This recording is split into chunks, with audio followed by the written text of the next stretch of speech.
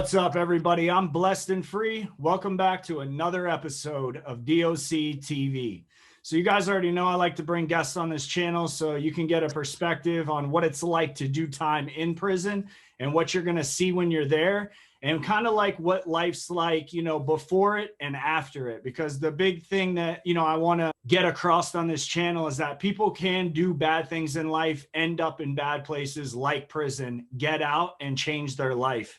And the guest today is a perfect example of that. So before we get started, though, everybody watching, man, hit that subscribe button, give this video a thumbs up. And with that, I want to go ahead and introduce the guest. Why don't you tell the people watching what your name is and where you're from, bro? My name's Ryan, originally from Toledo, Ohio, and live in Milwaukee now.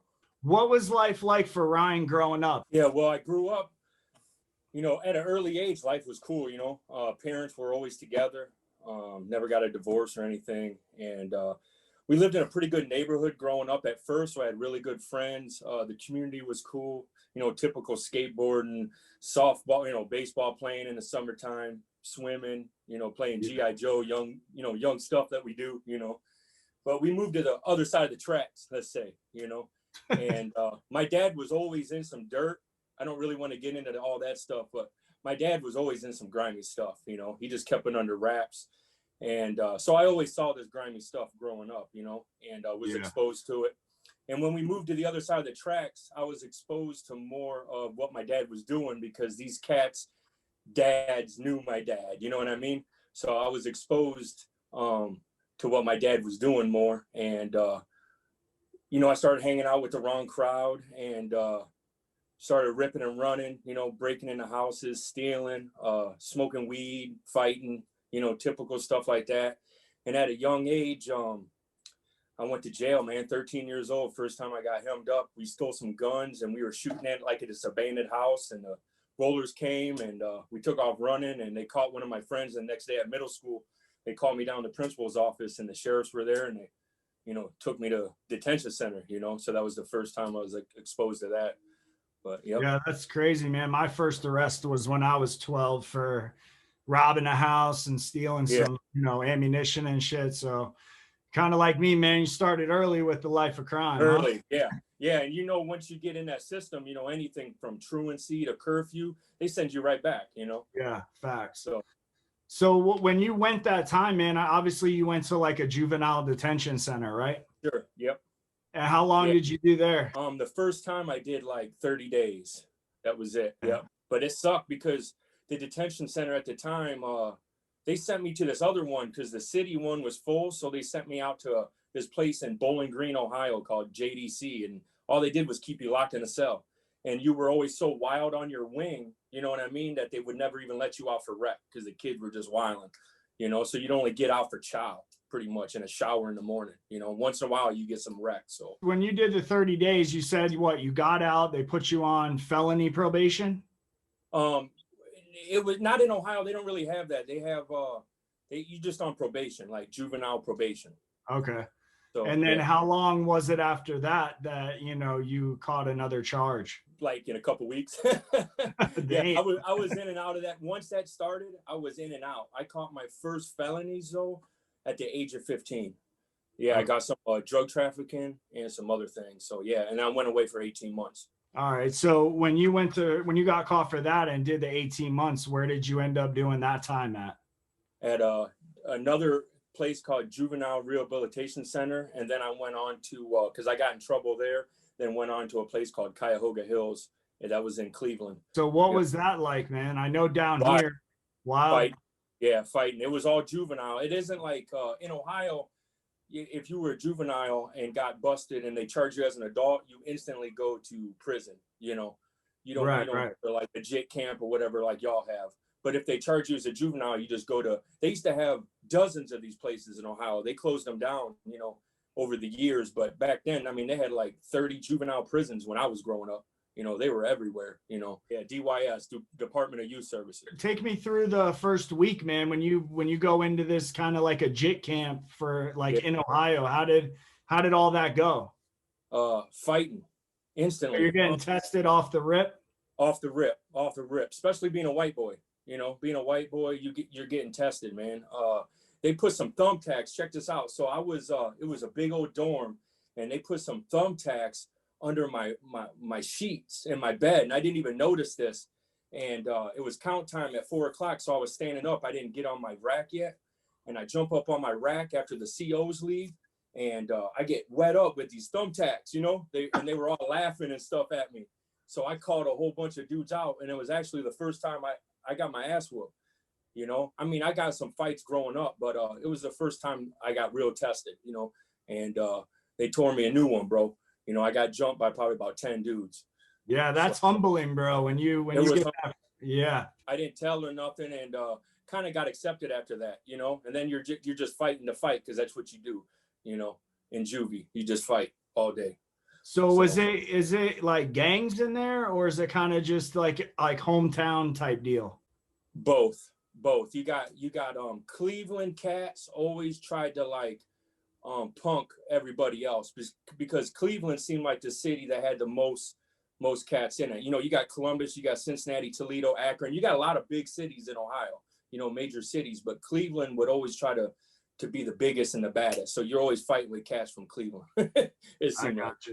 Yeah, I actually used to have a roommate that was from Columbus, and she used to tell me, man, shit was off the chain up there. She would tell me some stories and shit. So I already have like the picture in my head that what you're saying. You had gangs, you know, you had GDs, vice lords, you know, all that stuff. But when all that was going on, what was going on as far as like your family? Because like for me, you know, when I started getting in trouble, they kind of, you know, helped me out in the beginning, and then, you know, you burn those bridges. So how did that all go for you?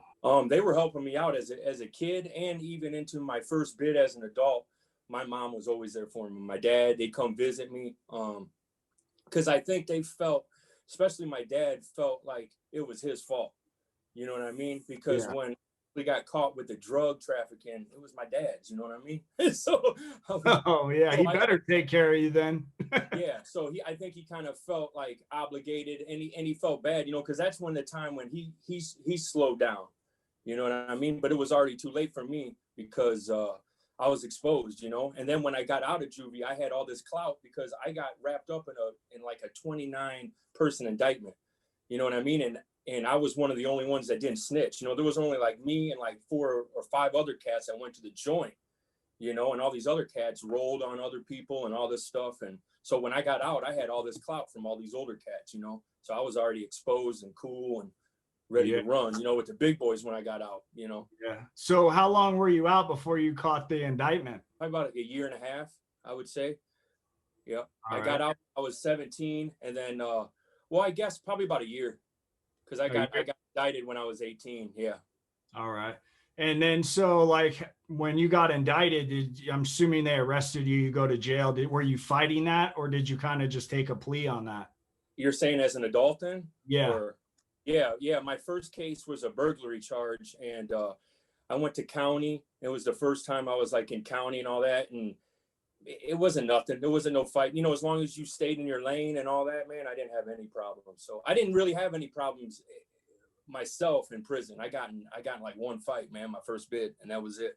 You know, out of the 4.5 years I did, I only got in like one fight myself. That's pretty good, man. So you got indicted as a juvenile? Is that what you were talking about when you said the indictment? No, as an adult. No, so as a juvie, as a juvie, I just got the drug trafficking and went right to juvie, and did my 18 months. Actually, I only did 9 months of that 18 months.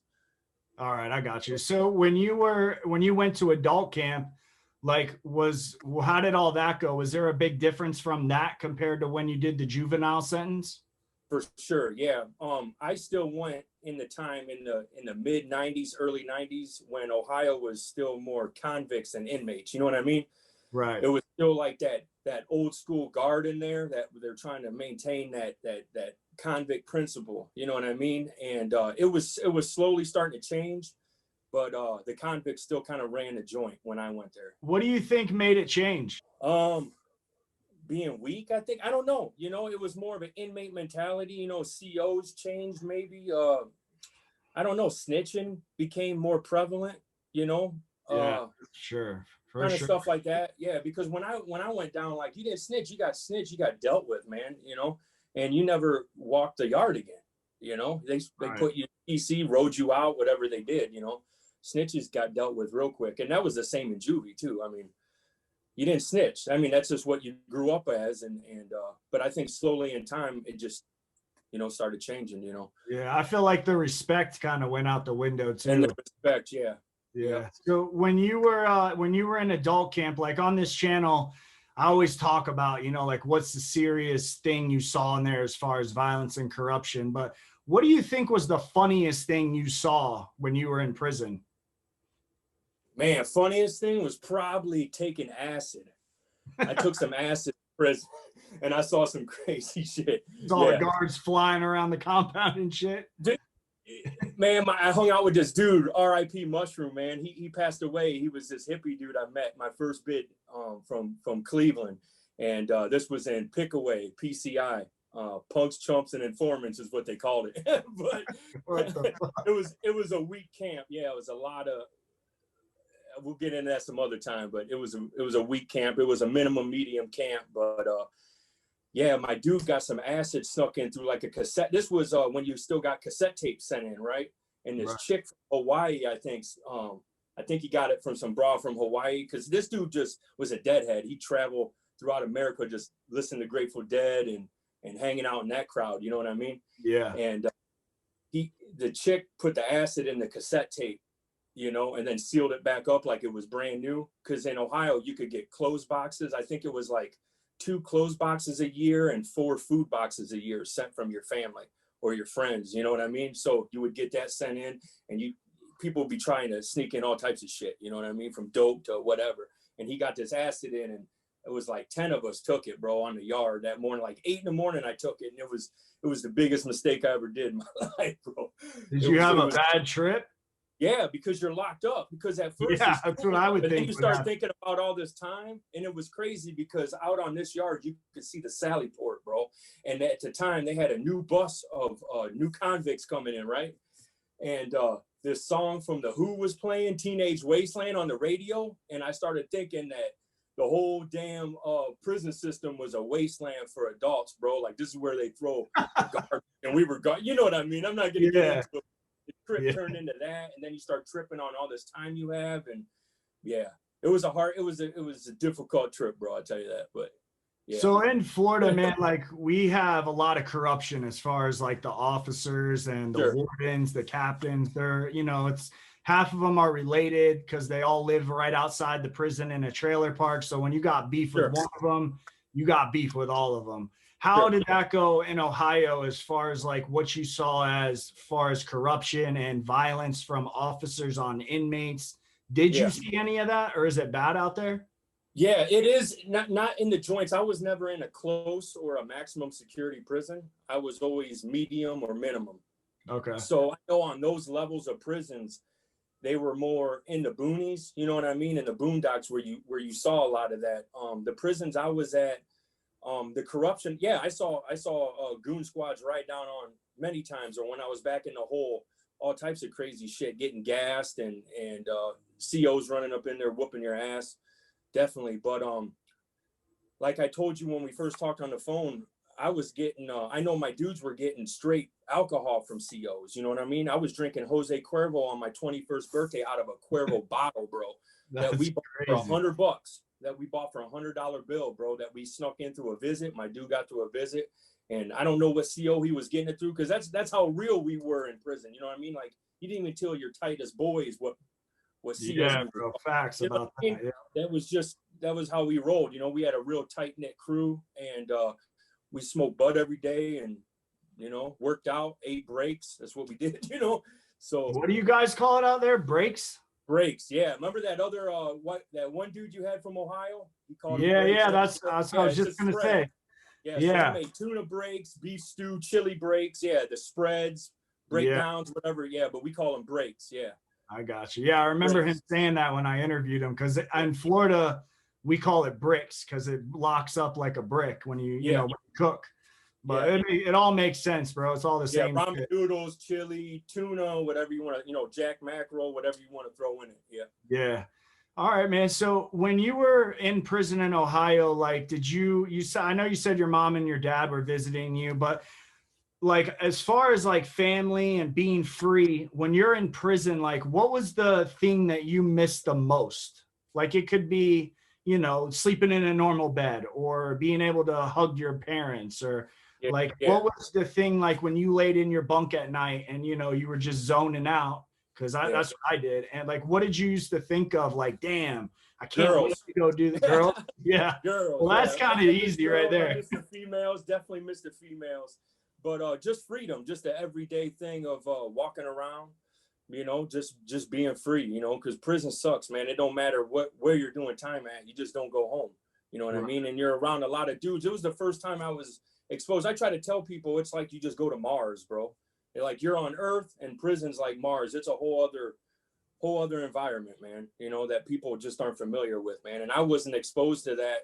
You know, I was exposed to juvie, but prison was on a whole other level, you know, because there's some of the shit I saw in there was just on of violence and homosexuality and shit like that was just on a whole other level that I was never exposed to my whole life, you know. Yeah. So do they have booty bandits out there in Ohio?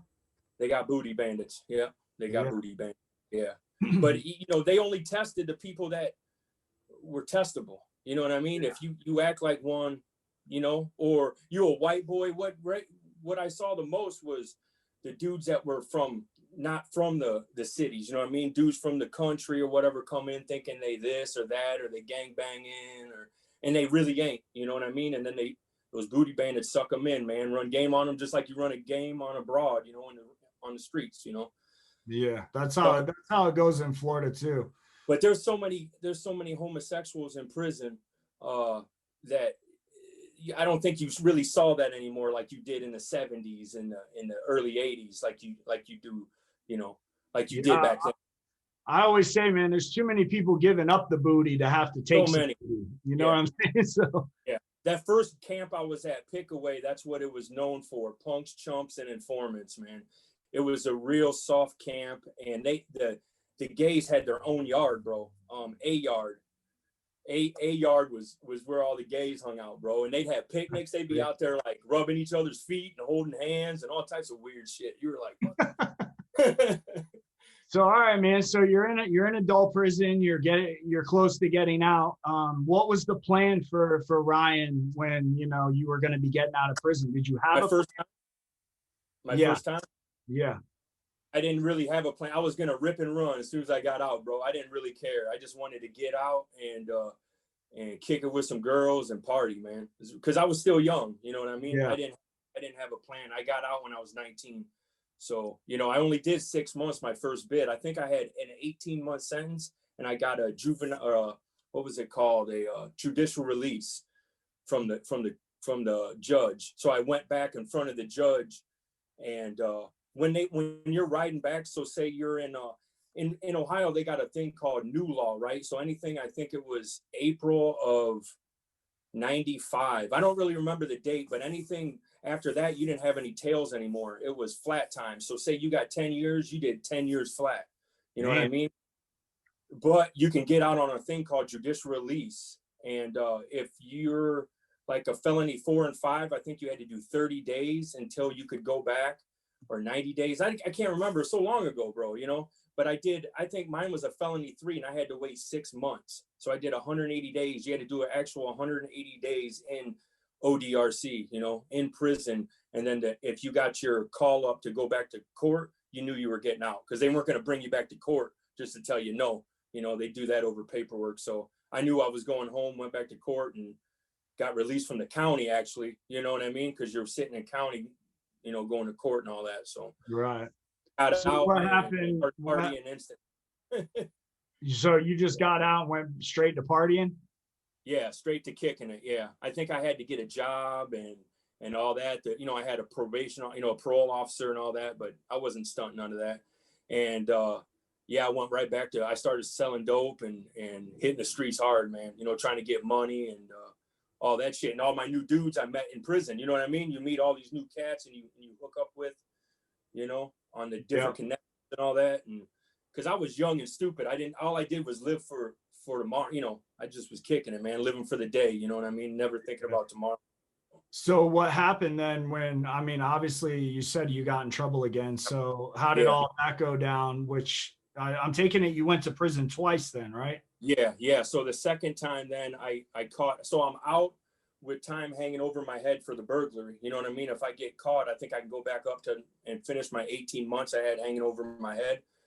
And then I caught a drug trafficking cocaine, drug trafficking marijuana, and carrying concealed weapon. I had like 12 felonies, but that's what I pled to, was the trafficking cocaine and the carrying concealed weapon.